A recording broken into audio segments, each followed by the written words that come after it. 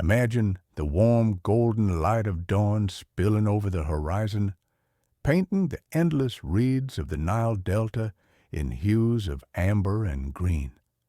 The air is thick with the scent of wet earth and baking bread, carried on a slow whispering breeze. It is here, in this tranquil world of water and wheat, that we begin our journey, back to the time of the Ptolemies, where bakers, millers, and farmers moved to the unhurried rhythm of the river.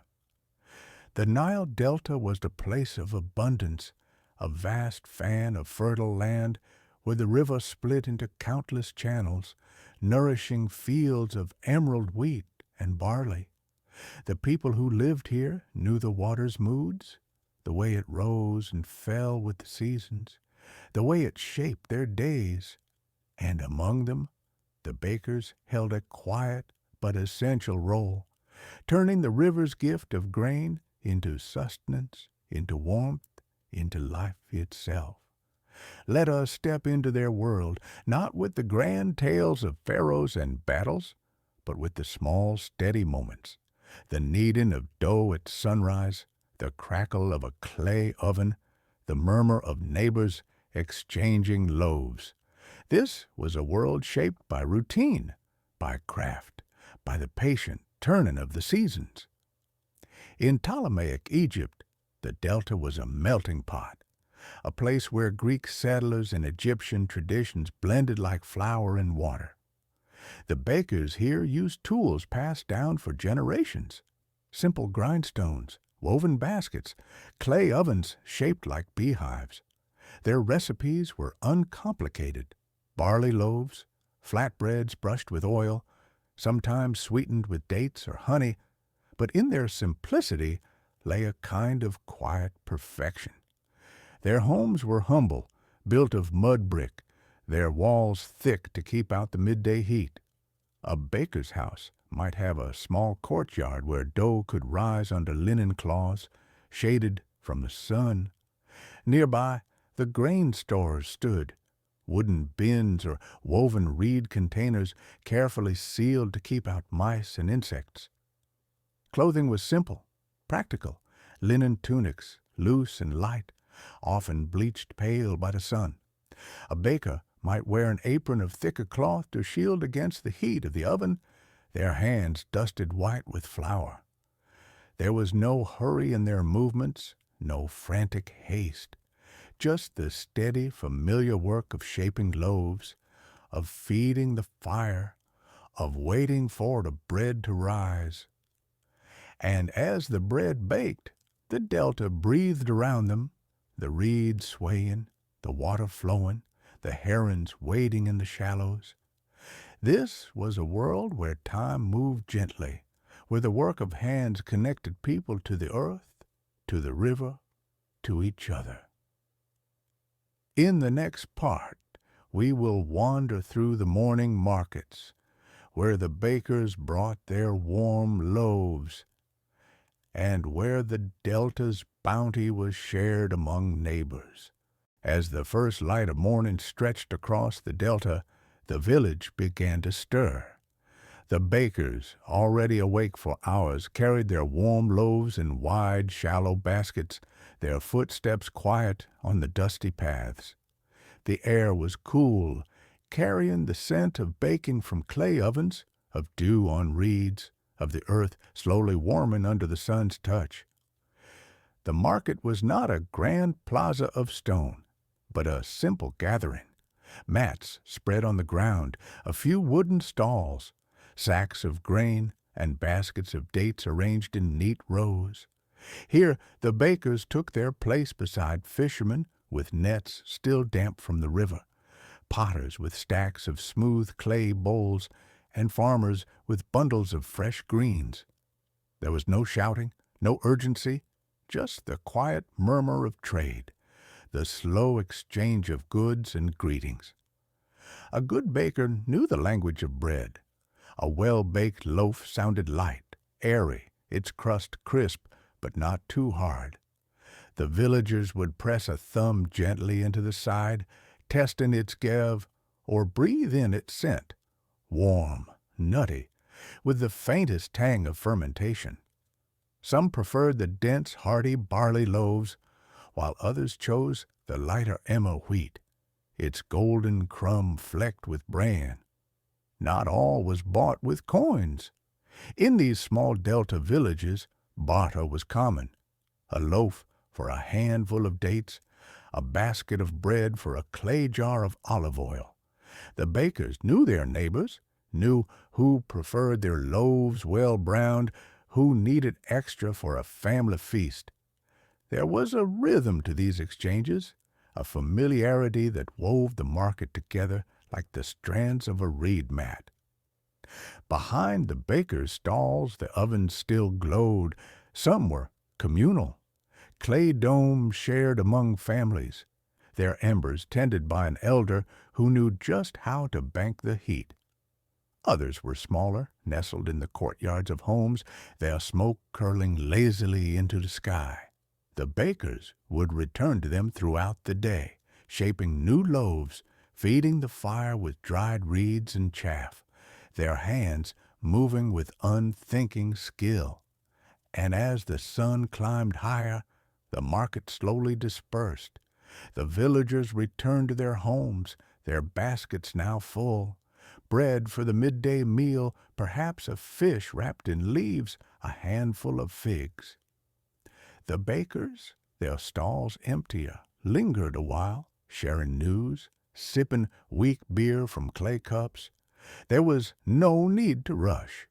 The Nile would still flow tomorrow, the grain would still grow, the ovens would still be warm. In the next part, we will step inside a baker's home, where the tools of the trade waited, where the flour-dusted air was thick with the quiet comfort of routine. Inside the baker's home, the air smelled of yeast and wood smoke, of warm clay and dry grain. The walls, made of sun-baked mud brick, kept the heat at bay, their surface uneven, marked by years of hands brushing past. Near the doorway, a woven reed mat lay slightly worn in the center, the place where the baker knelt each morning to grind the day's flour. The quernstone was one of the baker's most precious tools, two flat discs of granite, the lower one steady, the upper turned by hand. Hour after hour the baker would work, pouring in handfuls of golden emmer wheat, grinding it into a fine, pale powder. It was tiring labor, but there was a meditation in it. The steady scrape of stone, the gradual pile of flour growing in the waiting basket below. Not all flour was equal.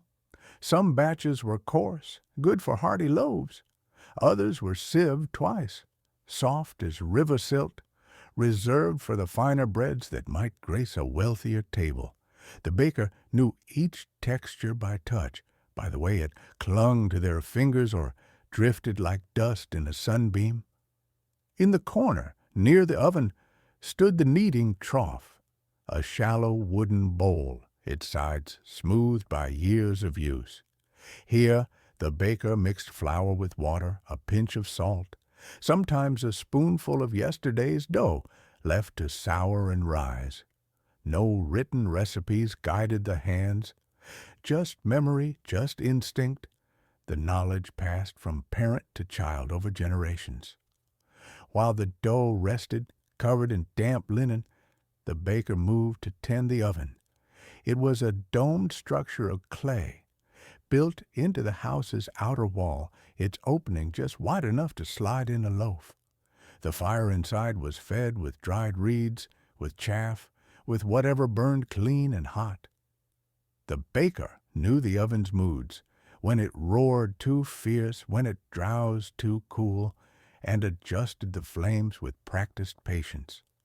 Other tools waited in their places, a long wooden paddle to place and retrieve loaves, a clay jar of water for shaping sticky dough, a bundle of reeds tied together to sweep ash from the oven's floor.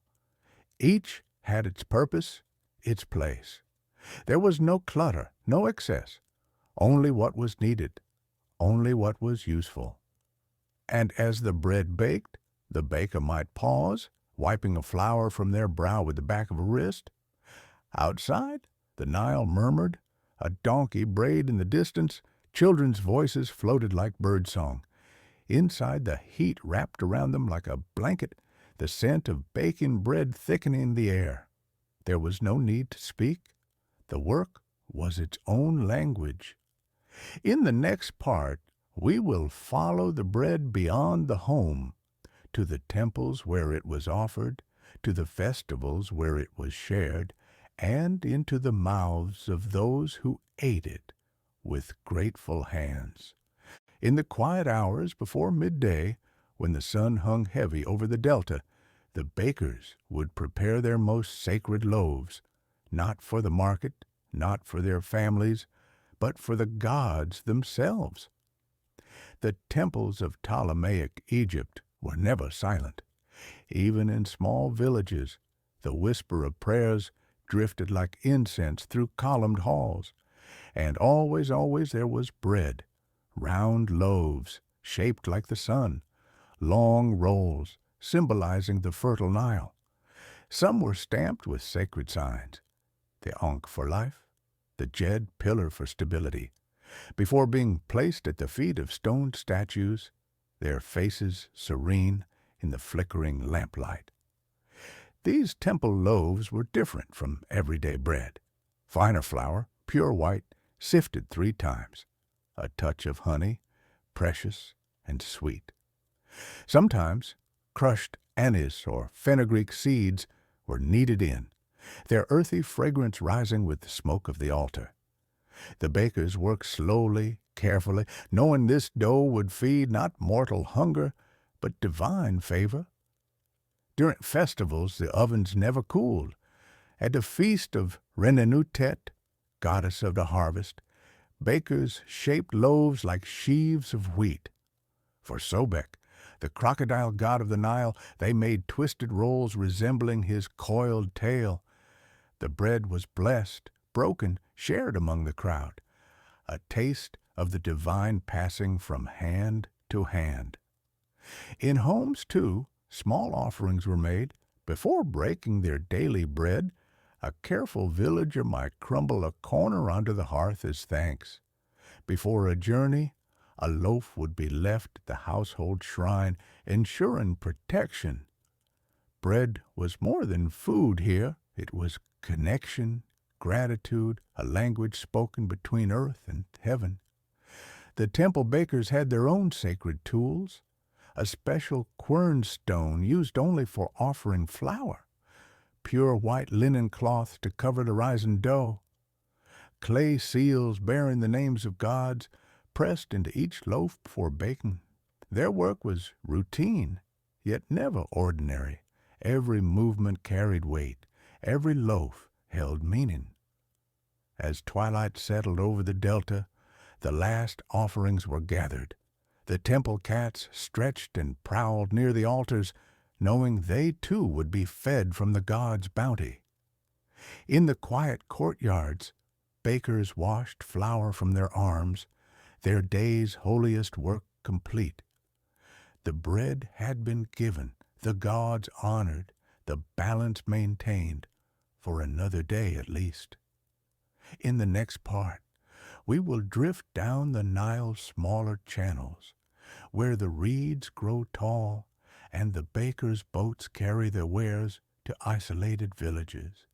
When the morning mist still clung to the river's surface, the bakers' boats would push off from the banks, small, shallow vessels made of bundled papyrus and acacia wood, their hulls stained dark with years of water and flour.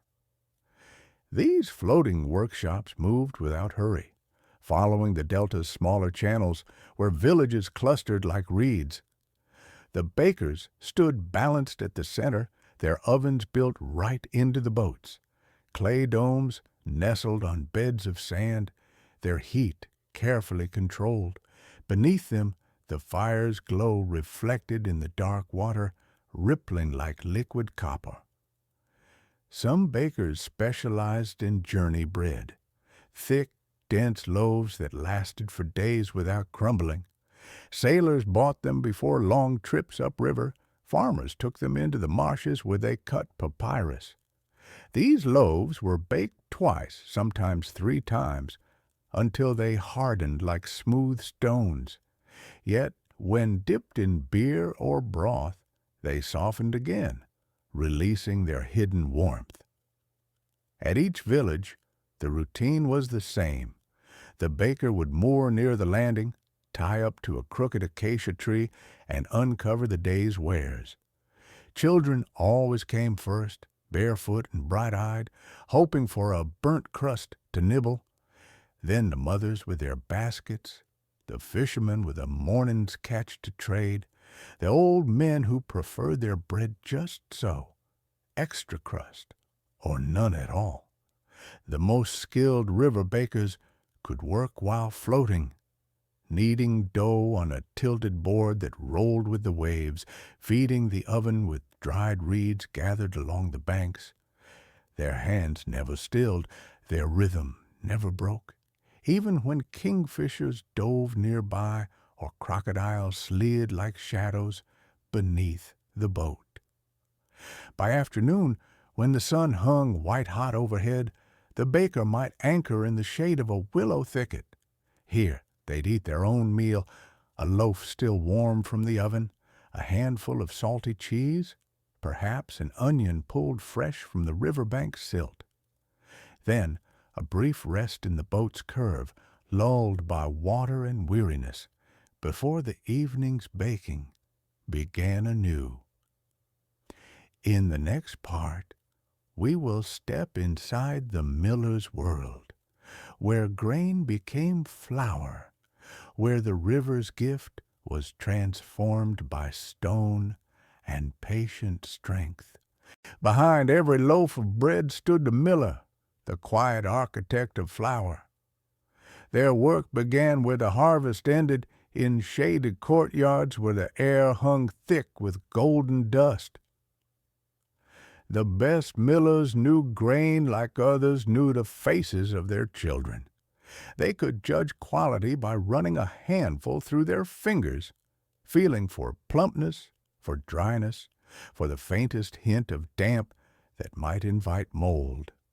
Their thumbs rubbed kernels to test hardness, their teeth bit samples to check sweetness.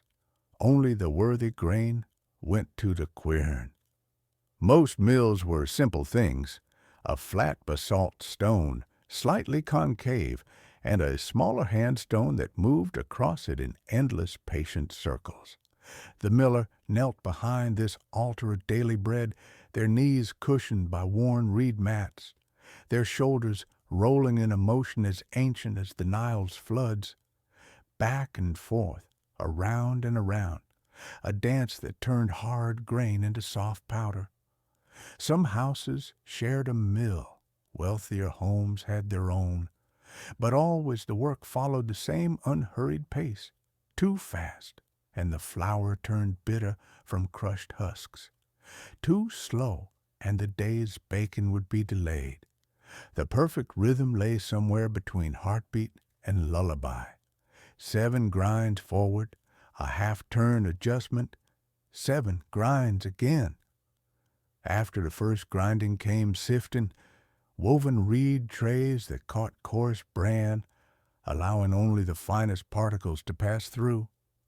What remained might be ground again, or saved for animal feed, or used in hearty peasant loaves. Nothing was wasted. Even the dust that settled on the miller's arms was carefully brushed into jars. This, too, would thicken stews or mend cracked oven walls. Children learned early, first by watching, then by fetching grain, finally by taking their turn at the stone. Their small hands rarely had the strength for proper grinding, but the rhythm was taught young, that patient, circular motion that connected them to generations past. Some whispered prayers as they worked, others sang milling songs passed down through time. By late afternoon, When the heat made the stones warm to touch, the miller might pause. Their shoulders ached, their fingers were cracked from grit, but the day's flour lay heaped in waiting baskets, soft, pale, and alive with possibility. Tomorrow's baking could now begin. In the next part, we will follow this flour to its final transformation into dough that breathes, into loaves that rise, into the alchemy of yeast and fire. In the cool blue hour before dawn, when even the Nile seemed to hold its breath, the baker's most magical work began, the awakening of the dough. Every baker kept their sourdough starter like a cherished secret, a clay pot of frothing, fragrant paste that lived in the shadows of the kitchen. Some starters had lineages stretching back generations, their wild yeast strains as unique as family bloodlines. Each morning, a handful would be pinched off and mixed with new flour and river water, while the mother batch was fed and tucked away again. The baker knew the signs by touch and smell. When the starter smelled like overripe apples, ready. When it collapsed with a sigh at the slightest poke, impatient. The best bakers could tell simply by listening. Pressed close, an active starter hissed softly, alive with microscopic activity. Then came the waiting. Unlike our modern world of Russian clocks, Ptolemaic bakers moved at the pace of fermentation. In winter, dough might rise near the oven's residual heat. In summer, it rested in shaded courtyards where fig leaves dappled it with moving shadows. The baker checked occasionally, not with timers, but with practiced fingertips that left dimples in the surface, watching how slowly they filled back in. Some added natural helpers, a date sweetness to feed the yeast, a splash of beer for its lively foam, even a scrap of grape skin clinging to wild yeasts. But most relied on simple patience. The dough would speak when ready, puffed with pride, trembling at the gentlest touch, smelling like rain on warm stone. Shaping loaves became a meditation, folding the edges under to create tension, rolling it gently between palms to form smooth domes, sometimes lining woven baskets with linen to cradle the dough's final rise, the fabric imprinting delicate ridges that would bloom golden in the oven's heat. And through it all, the quiet understanding this was not merely cooking, but cooperation. The baker provided hands and heat, but the real work belonged to invisible forces, wild yeasts from the delta's air, bacteria from ancient grain sacks, time itself as an essential ingredient. In the next part, we will witness the oven's embrace, where dough becomes bread, where heat performs its final transformation. The oven was the baker's sacred space, a domed womb of clay where flour and water became something greater than themselves. To stand before its open mouth was to stand at the threshold of alchemy. Ptolemaic ovens were masters of retention. Their thick mud brick walls, blackened by generations of fires, held heat like memory. The baker knew their moods, how morning ovens burned sluggish until properly awakened, how midday fires required careful tempering with ash. The perfect baking temperature was measured not in numbers, but by how long an arm could be held inside before the heat became unbearable, about the count of 20 breaths. Loading required precision. First, the fire was swept to the sides, its embers banked like glowing sentinels. Then, with movements honed through thousands of repetitions, the baker would slap each loaf onto the flat paddle, quickly smoothing its surface with a damp palm before sliding it onto the oven floor. The wet hand prevented sticking. An old trick whispered from parent to child. Inside the oven's darkness, miracles occurred. The dough's surface blistered and hardened first, forming a protective shell.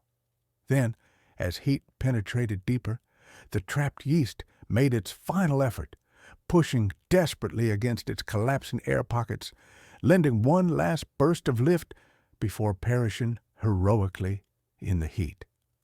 This was the oven spring, that magical moment when bread truly became itself. Each baker had their tells, some slashed tops in intricate patterns, crosses for temple offerings, spirals for harvest festivals. Others brushed loaves with onion water for shine, or scattered sesame seeds that toasted fragrant in the heat. The most skilled could judge doneness by sound alone, the hollow knock of a finished loaf versus the dull thud of one needing more time. Finally, the cooling, not on modern wire racks, but on woven reed mats that breathed beneath the loaves. Here, the bread song continued, internal moisture redistributing, crusts crackling softly as they contracted in the cooler air. To cut too soon was sacrilege. Patience rewarded with that perfect marriage of crisp shell and tender crumb. In the next part, we will explore bread's final journey from oven to oil-dipped morning meal, from festival feast to funeral offering, from hand to hungry mouth. Now came bread's true purpose, not as dough or as golden loaf, but as sustenance shared between calloused hands, as comfort broken over a clay bowl, as the quiet joy of hunger met. In peasant homes, meals were simple rituals. A round of barley bread, still warm from the ashes where it baked, might be crumbled into weak beer for a breakfast porridge. Aish baladi, they called it, the bread of my country. Dates or a smear of garlic paste could transform it. A handful of lentils made it a feast. The bread served as bowl, as spoon, as plate, soaking up juices, scooping stews, folded around bites of salted fish. Festival breads told their own stories. At weddings, guests received sweet loaves studded with raisins, symbolizing fertility. Funeral offerings took the shape of the deceased's favorite foods, ensuring they'd never hunger in the afterlife. And during the annual flood season, when fields became lakes, bakers shaped loaves like boats, tiny edible hopes that the waters would bring bounty, not destruction. Even stale bread had purpose. Soaked and mixed with herbs, it became stuffing for roasted ducks. Dried and ground, it thickened sauces. Burned crusts were stirred into milk for teething babies or charred completely to make medicinal powders. Nothing was wasted. Not the crumbs, not the scorched bits, not even the flour dust shaken from baking cloths.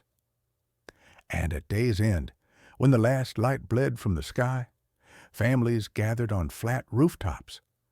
The bread basket passed hand to hand, each person tearing their portion rather than cutting, an ancient custom that kept the loaf spirit intact. Below in the reeds, night herons waited. Above, the same stars that had watched 1,000 generations break bread still shone. The Nile murmured its approval. In our final part, we'll walk with the bakers into night, where dreams rise like yeasted dough, where the river sings lullabies, and where tomorrow's loaves already wait in the wings of memory. As the delta settles into darkness, the baker's hands, though still now, still remember their daytime rhythms. Fingers twitch slightly against the sleeping mat, echoing the kneading of phantom dough. The scent of yeast lingers in their hair, in the creases of their palms, in the very walls of the home that has breathed flour for generations. Tonight, like all nights, The starter rests beneath its damp cloth, barely bubbling, yet alive with invisible industry. The quern stone sits cool and patient. The empty flour sacks hang slack on their pegs. These silent companions wait, as they have always waited, for the return of the baker's hands at dawn. And what does a baker dream of? Perhaps of golden fields swaying under an endless sun, of the perfect loaf that rises without flaw, of ancestors whispering forgotten techniques through veils of sleep, or perhaps simply of cool water and rest, the body's own quiet rising and falling like dough beneath linen. Already the world begins its slow turn toward morning. The river's voice grows slightly louder as nighttime creatures yield to day's approach. The oven, though ashen, retains the memory of heat, ready to be rekindled. The starter begins its faint, yeasty sigh beneath its covering. And so the cycle prepares to begin anew, not as repetition, but as return, like the Nile's floods, like the moon's phases, like the endless transformation of grain to flour to dough to bread to life. The baker's hands will rise with the sun, and the great quiet wheel of baking will turn once more. And so we leave them here, at the threshold of another day, another baking, another ordinary miracle in the long, slow story of bread. The ovens wait, the river flows, the dough will rise again.